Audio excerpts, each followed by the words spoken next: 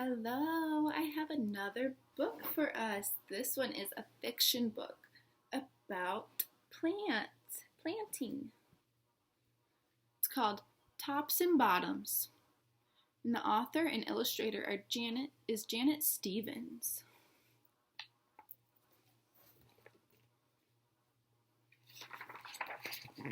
And I will have questions for you again at the end of the story, so make sure you're paying attention.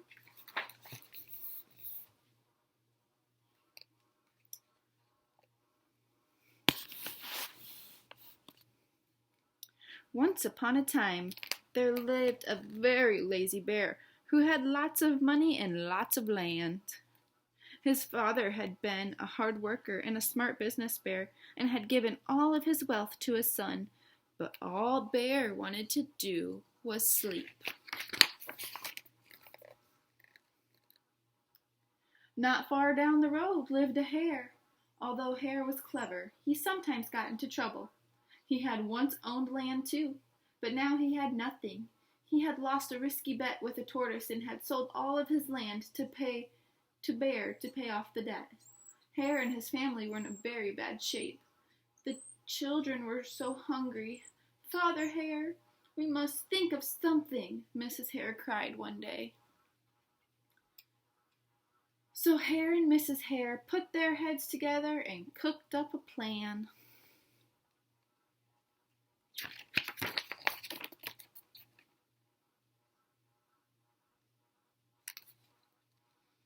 The next day, Hare hopped down the road to Bear's house. Bear, of course, was asleep. "Hello, Bear. Wake up! It's your neighbor, Hare. I have an idea." Bear opened one eye and grunted. "We can be business partners," Hare said. "All we need in this field right here in front of your house. I'll do the hard work of planting and harvesting, and we can split the profit right down the middle. Yes, sir, Bear, we're in this together. I'll work and you sleep." "Huh?" said Bear. "So what will it be, Bear?" asked Hare. "The top half or the bottom half? It's up to you. Tops or bottoms?"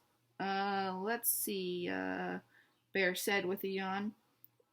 I'll take the top half, Hare. "Right, tops." Hare smiled. "It's done deal, Bear." What do you know? He's still sleeping. And they're getting to work. So Bear went back to sleep, and Hare and his family went to work. Hare planted, Mrs. Hare watered, and everyone weeded. Uh-oh. What do you know? Still sleeping. Bear slept as the crops grew. Look at them growing in the front yard. When it was time for the harvest, Hare called out, "Wake up, Bear! You get the tops. I get the bottoms."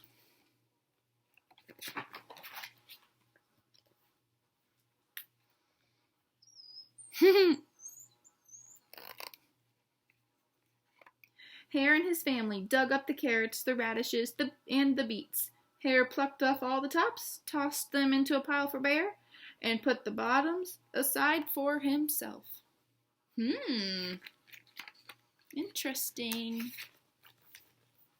Uh-oh. Bear stared at his pile. "But, Hare, all the best parts are in your half.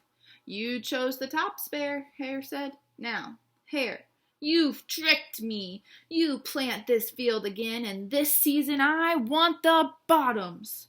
Hare agreed. "It's a done deal, Bear." Wonder what he's going to plant this time. So Bear went back to sleep, and Hare and his family went to work. They planted, watered, and weeded.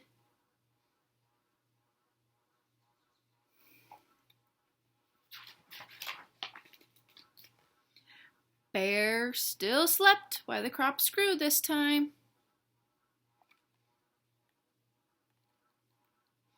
When it was time for the harvest, Hare called out, "Wake up, Bear! You get the bottoms, I get the tops.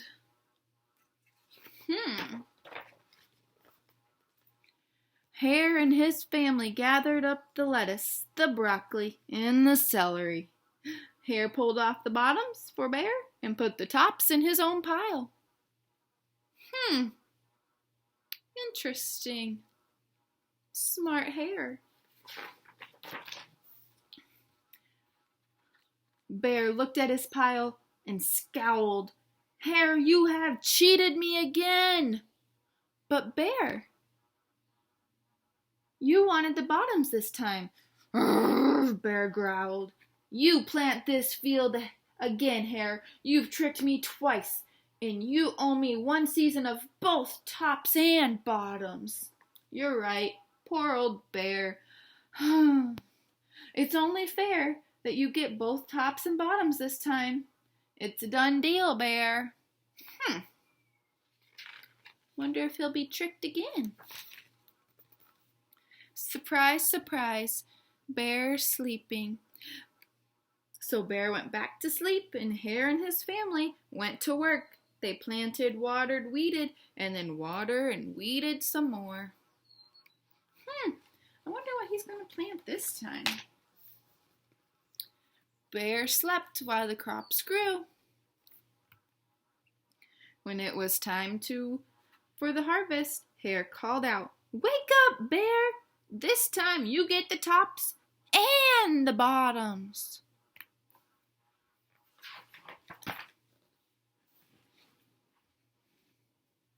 Uh-oh.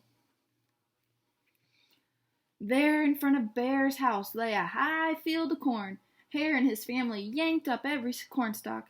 Hare tugged off the roots and the bottoms at the bottom and the tassels at the top and put them in a pile for Bear.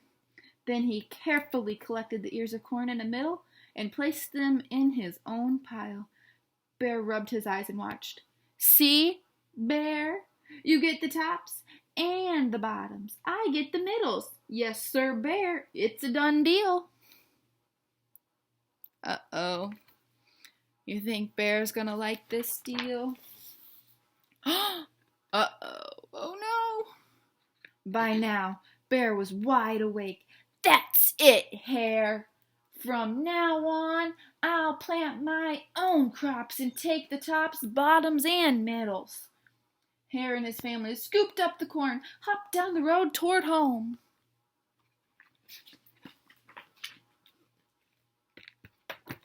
Look, he's not sleeping anymore. Bear never again slept through a season of planting and harvesting.